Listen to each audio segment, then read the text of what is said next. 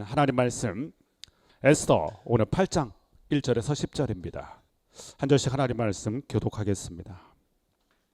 그날 아하수에로 왕이 유다인의 대적 하만의 집을 왕후 에스더에게 주니라. 에스더가 모르드게는 자기에게 어떻게 관계됨을 왕께 아뢰었으므로 모르드게가 왕 앞에 나오니 왕이 하만에게서 거둔 반지를 빼어 모르드게에게 준지라. 에스더가 모르드게에게 하만의 집을 관리하게 하니라. 에스더가 다시 왕 앞에서 말씀하며 왕의 발 앞 아래 엎드려 아각 사람 하만이 유다인을 해하려 한 악한 꾀를 제거하기를 울며 구하니 왕이 에스더를 향하여 금규를 내미는지라. 에스더가 일어나 왕 앞에 서서 이르되 왕이 만일 즐거워하시며 내가 왕의 목전에 은혜를 입었고 또 왕이 이 일을 좋게 여기시며 나를 좋게 보실진대 조서를 내리사 아각 사람 함므다다의 아들 하만이 왕의 각 지방에 있는 유다인을 진멸하라고 꾀하고 쓴 조서를 철회하소서. 내가 어찌 내 민족이 화당함을 참아 보며 내 친척의 멸망함을 참아 보리이까 하니 아하수에로 왕이 왕후 에스더와 유다인 모르드게에게 이르되 하만이 유다인을 살해하려고 함으로 나무에 매달렸고 내가 그 집을 에스더에게 주었으니 너희는 왕의 명의로 유다인에게 조서를 뜻대로 쓰고 왕의 반지로 인을 칠지어다. 왕의 이름을 쓰고 왕의 반지로 인친 조서는 누구든지 철회할 수 없음이니라 하니라. 그때 시완월 곧 3월 23일에 왕의 서기관이 소집되고 모르드게가 시키는 대로 조서를 써서 인도로부터 구스까지의 127 지방 유다인과 대신과 지방관과 관원에게 전할세. 각 지방의 문자와 각 민족의 언어와 유다인의 문자와 언어로 쓰되 아하수에로 왕의 명의로 쓰고 왕의 반지로 인을 치고 그 조서를 역졸들에게 붙여 전하게 하니 그들은 왕궁에서 길러서 왕의 일에 쓰는 준말을 타는 자들이라. 아멘. 그동안 에스더와 모르드게와 유다인을 괴롭혔던 게 하만의 계략입니다. 이 악인의 꾀. 성경에는 상반된 두 가지가 등장하죠. 악인의 꾀와 의인의 지혜. 근데 안타까운 건 이 악인의 꾀가 너무 사악하다는 거예요. 그래서 악인의 꾀만 보면 죽을 맛입니다. 빠져나오기 힘든 늪처럼 느껴질 때가 많습니다. 이 하만의 꾀 때문에 굉장히 곤란한 일이 벌어지게 되죠. 페르시아판 유다인 킬링필드, 다 몰살되는, 인종 청소가 되는 그런 위기, 그것으로 인한 절망과 죽음의 공포가 가득했던 게 본문이었습니다. 지난번에도 말씀드린 것처럼 이렇게 하만이라는 강력한 악의 축이 상황을 주도하는 것이 보입니다. 이것만 보면 우리는 절망하게 되죠. 사실 우리 눈엔 이거밖에 안 보이는데, 그러나 이 에스더 곳곳에 숨겨져 있는 이 상황을 상황을 주관하시는 하나님, 하만에게 주도권이 있지 않았어요. 주도하는 것 같지만 모든 걸 주관하시는 하나님이 계셨습니다. 우리 주권자라고 그러죠. 그분을.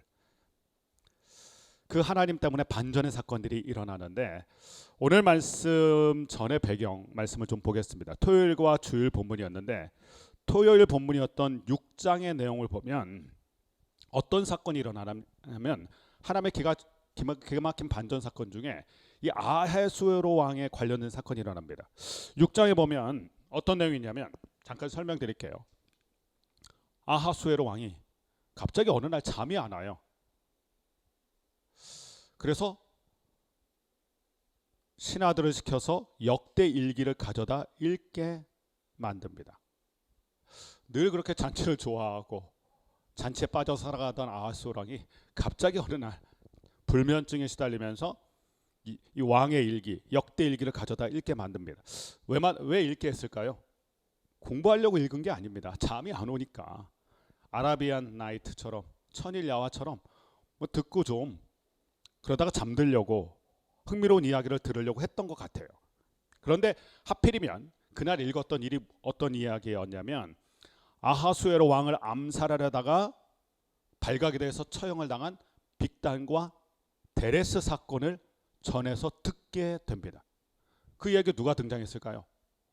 모르드게가 당연히 등장했죠. 모르드게가 그것을 알아채서 에스더에게 전하고 에스더가 또 왕에게 전해서 그 암살 모의했던 모든 게 발각이 됐으니까요. 모르드게가 분명히 드러났을 거예요. 그래서 왕이 묻습니다. 모르드게에게 뭘 해줬는가? 우리가 3장까지 읽었을 땐 모르드게가 그 일을 했는데 그냥 끝났잖아요. 묻혔잖아요. 이야기가.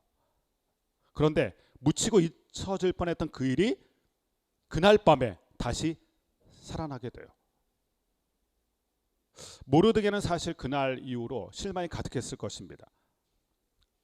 그럴듯한 관직이나 뭐 대궐 같은 집이나 하다못해 뭐 포상 휴가라도 받았어야 되는데 아무 보상이 없었거든요. 그런데 그 일이 6장에 드러나서 밝혀집니다. 근데 우리가 주목하는 건 타이밍이에요. 타이밍.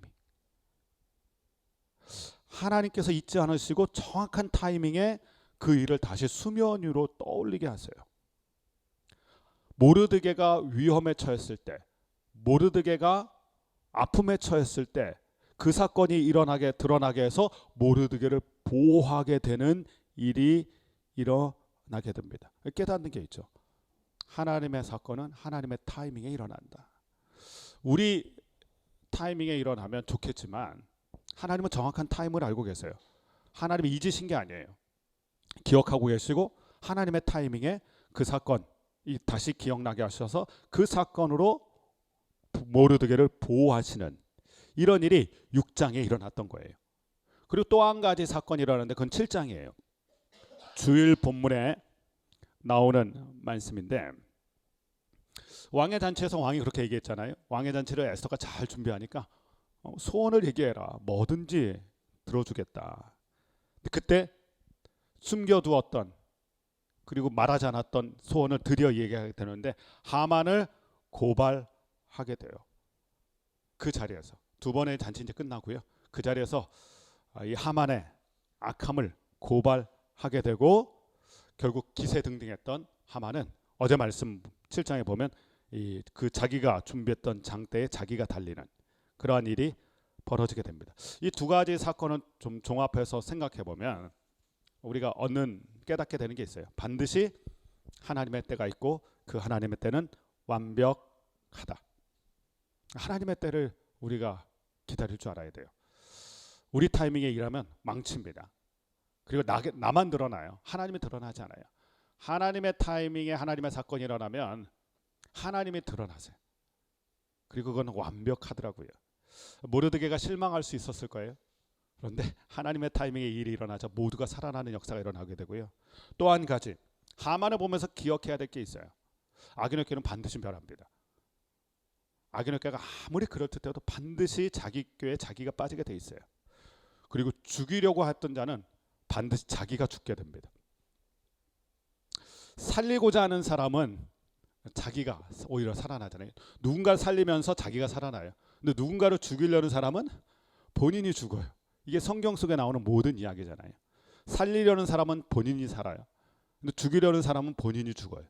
이것이 우리가 이 악한 악인의 꾀를 가진 하만을 보면서 깨닫게 되는 것입니다. 그러므로 우리가 우리 자신에 대해서 결단하는 게 있죠. 살리는 사람이 되어야 되겠다.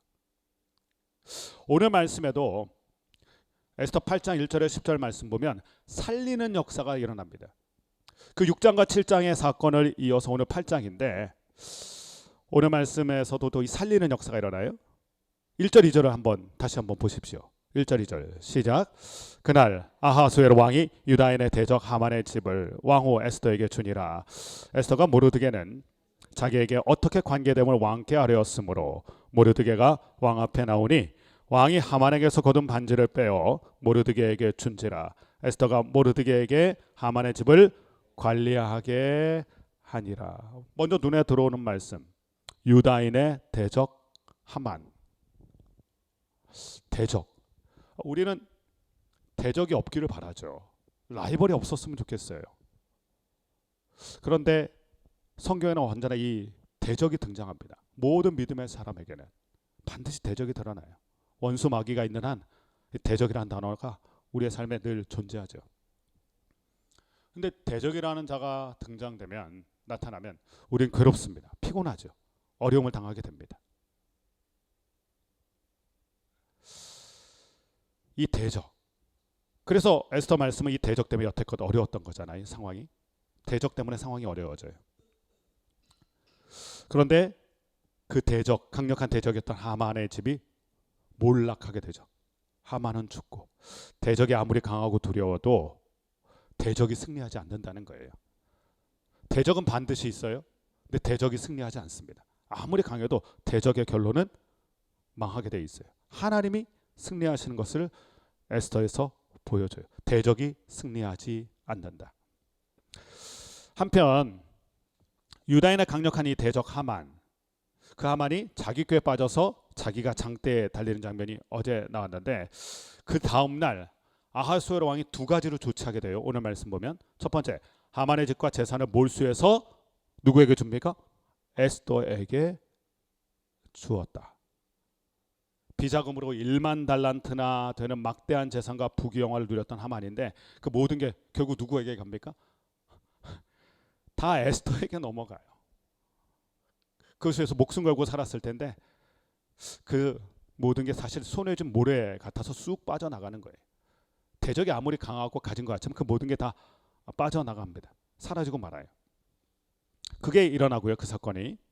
두 번째, 모르드게가 에스더의 삼촌인 것을 알게 되어서 하만에게서 거둔 막대한 영향력을 상징하는 반지, 2절 말씀 보면 그 반지, 여러분 이 반지는 어떤 반지입니까?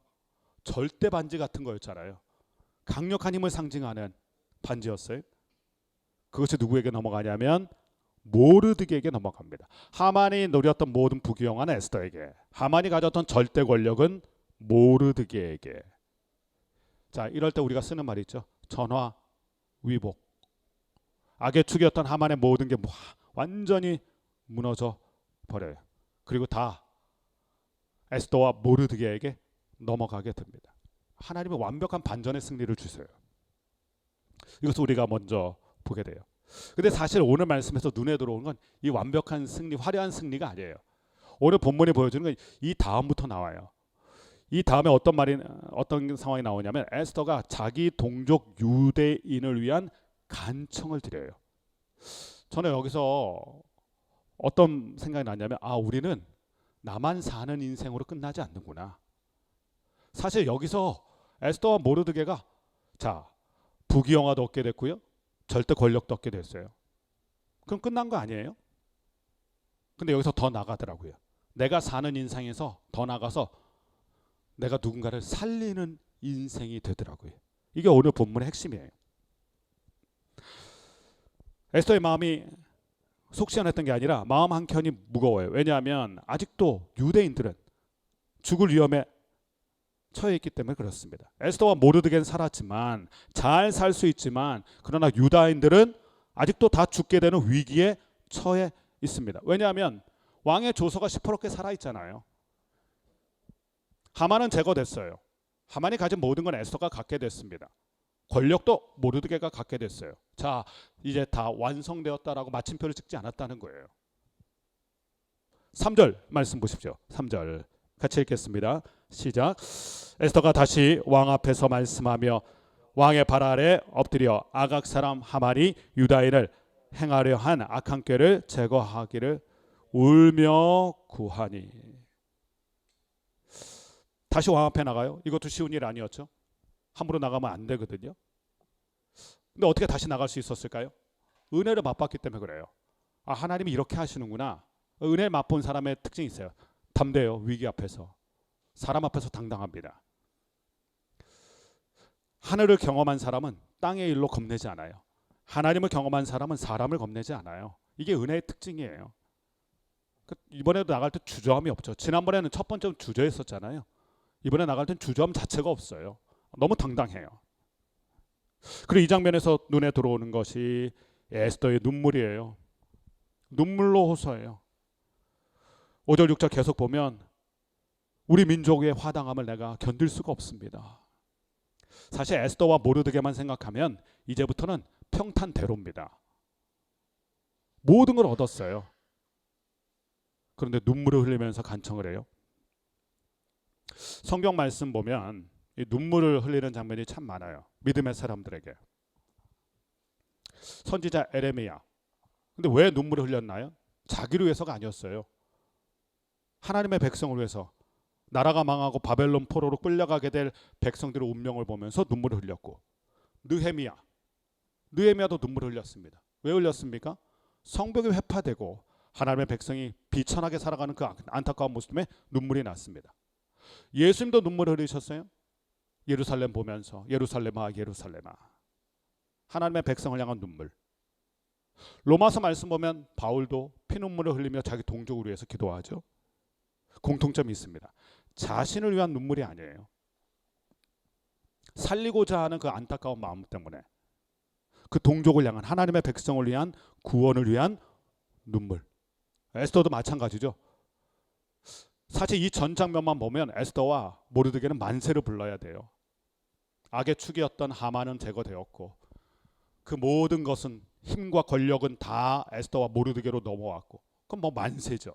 근데 만세를 부르지 않아요. 오히려 눈물을 흘리며 왕 앞에 간청을 합니다. 6절 말씀에 내가 어찌 내 민족이 화당함을 참아보며 내 친척의 멸망함을 참아보리이까. 내가 사는 인생을 넘어서 남을 살리는 인생. 이 말씀을 가만히 제가 묵상하면서 나는 어떤 인생을 살고 있나, 위더 처치는 어떤 방향으로 가야 될까, 우리가 잘 살면 좋을까요? 감사하죠. 근데 거기서 멈춰서서는 안 될 것 같아요. 사는 인생을 넘어서 살리는 인생까지 나아가야 한다. 이것이 에스더가 보여주는 성숙함이에요. 오늘 말씀 후반절에 보면 왕이 다시 조서를 내립니다. 3장에서 한 번 조서를 내렸죠. 그리고 8장에서 또 한 번의 조서를 내려요. 그런데 이게 충돌합니다. 내용이 다르거든요. 3장의 내용은 유다인 다 죽여라. 근데 새로 내린 조서는 에스더의 간청 때문에 유대 민족을 건드리지 말아라. 내일 본문에 더 나오겠지만 만약에 유다인을 죽이려는 사람이 있으면 그 사람을 죽여라. 이게 8장에 나오는 새로운 조서입니다. 내 민족 어떻게 합니까? 그들의 멸망함과 화당함을 내가 참아 볼 수가 없습니다. 울며 간청했더니 왕의 마음이 돌이켜서 새로운 조서를 쓰게 된 거예요. 8절 말씀을 한번 보십시오. 이 새로운 조서를 이렇게 이야기를 하는데, 8절 시작. 너희는 왕의 명의대로 유다인에게 조서를 뜻대로 쓰고 왕의 반지로 인을 칠지어다. 왕의 이름을 쓰고 왕의 반지로 인친 조서는 누구든지 철회할 수 없음이니라. 3장에서 왕의 조서는 누가 쓰냐면 왕의 마음으로 하만이 썼어요. 그래서 왕의 조서이지만 하만이 쓴 조서예요. 오늘 8장은 어떻습니까? 왕의 조서이지만 모르드게가 쓰게 돼요. 그러니까 왕의 조서이지만 3장은 하만의 뜻이 담긴 거였고 8장에서는 이 모르드게의 마음이 담긴 조서예요. 이게 다른 거예요. 왜 다시 조서를 썼냐면 한 번 쓴 조서는 철회가 불가하거든요. 아무리 왕이라도. 당시 페르시아의 법도였어요. 조서는 폐기 처분할 수 없다. 조서가 철회될 수는 없다. 방법이 별로 없었던 거예요. 근데 어쩌나 싶었는데 여기에서 은혜가 시작돼요. 조서 철회는 불가하지만 조서를 새롭게 만들 수 있다. 그리고 법의 특징 중에 이러한 특징이 있대요. 구법이 있고 신법이 있을 경우에 신법 우선의 법칙. 요즘에도 그런 게 있다고 하더라고요. 새로 만들어진 법의 적용을 받아야 된다. 페르시아가 강력한 법치 국가였다고 그래요. 근데 이 새로 만들어진 법칙, 그러니까 왕의 조서를 폐기할 수는 없지만 새롭게 만든 조서로 살릴 수가 있다. 이렇게 된 거예요. 자, 유다인들 3장의 조서 아래 있었습니다. 죽을 조서죠.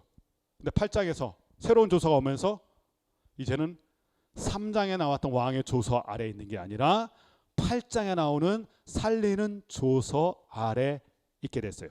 죽이는 조서는 이제 영향력을 발휘할 수 없고 살리는 조서 아래 있게 된 것입니다. 자, 이 말씀을 보면서 우리에게 떠오르는 말씀이 있죠. 로마서 8장이에요. 이는 그리스도 예수 안에 있는 생명의 성령의 법이 너희를 죄와 사망의 법에서 해방하였습니다. 오늘 말씀 보면 죽을 운명이 사는 인생 되는데 뭐 때문에 이렇게 됐습니까? 율법 아래에 있지 않고 은혜 아래에 있기 때문에. 죄와 사망의 법이 아니라 우리는 생명의 성령의 법 아래에 있기 때문에. 이게 구원의 패러다임 아니에요? 에서 말씀 보면서 참 은혜롭다, 참 깨닫는 게 많다 싶었는데 바로 이런 게 깨달아져요. 죽이는 조서가 있었어요. 그거대로 되면 죽어야 되죠. 율법에 의하면 우리는 다 죽어야 되죠. 그런데 새로운 법, 예수 그리스도로 말미암은 생명의 성령의 법, 은혜의 법, 살리는 조서, 이것 때문에 살아나게 돼요. 율법이 폐기될 수 있습니까? 아니요. 율법은 예수님께서 완성하라고 오신 것인데 그 완성을 어떻게 하시냐면 은혜로 완성하시면서 살리는 조서가 되는 이 특별한 은혜가 우리 가운데 부어진 거죠. 유대 백성들이, 유다인들이 얻게 된 은혜가 이것입니다. 유다인뿐만이 아니죠. 우리도 이 은혜를 경험한 사람들입니다. 죽을 인생이었는데 다시 살려주신 인생. 이것이 에스더가 경험한 거고 모르드게가 경험한 거고 유다인이 경험한 것입니다. 자, 이것으로도 충분히 감격스러운데 그러나 오늘 말씀에서 우리에게 주신 도전은 뭡니까? 사는 인생 만족하지 말고 살리는 인생으로 나아가라. 그것이 에스더가 보여준 거잖아요. 에스더와 모르드게가 먼저 본을 보였습니다. 사는 인생 돼서 할렐루야였지만 거기서 그치지 않고 눈물의 기도로 누군가를 살리는. 자, 위더 처치 무엇을 위해서 달려가야 될까요? 네, 우리는 사는 인생이죠. 근데 여기서 끝나면 안 돼요. 위더 처치 부담스럽지만 해야 되는 이유가 뭡니까? 살리는 인생 되기 위해서. 그것을 위해서 우리가 모인 거죠. 우리만 잘 살려면 뭐하러 모입니까? 나 혼자 잘 살면 되는데요. 우리 가족만 잘 살면 되는데요. 예수님 잘 믿고 평안하게 시간 잘 쓰면서 나만 살면 되는데요. 그런데 왜 교회가 이 땅에 필요하고 왜 건강한 공동체가 필요할까? 저는 오늘 본문에서 해답을 얻었어요. 사는 인생을 넘어서 살리는 인생 되자. 눈물을 가지고 그들에 대한 아픈 마음을 가지고. 그래서 예수님께서 이 땅에 오신 것이고 십자가를 지신 것이고 우리를 살리신 거죠. 이 구원의 패러다임이 에스더에서 끝나는 게 아니라 신약에서 끝나는 게 아니라 오늘 우리까지 오게 된 거죠. 우리가 이것을 붙들어야 할 것 같습니다. 오늘 그래서 큐티 제목이 이렇게 돼 있어요. 구원의 사명을 위해 최선을 다하는 사람. 세상은 자기가 사는 거에서 최선 다합니다. 그리고 거기서 끝나는 거예요. 그게 종점입니다. 그러나 하나님의 사람들은 달라요. 사는 인생에서 끝나는 게 아니라 살리는 인생까지 나아가야 합니다. 이게 위더 처치의 길이라고 저는 믿습니다. 우리 모두가 이 마음 잘 간직하여서 하나님의 은혜로 우리가 먼저 살고 그 은혜 때문에 누군가를 살리는 인생까지 나아가는 은혜가 있게 되기를 주님의 이름으로 간절히 축원합니다.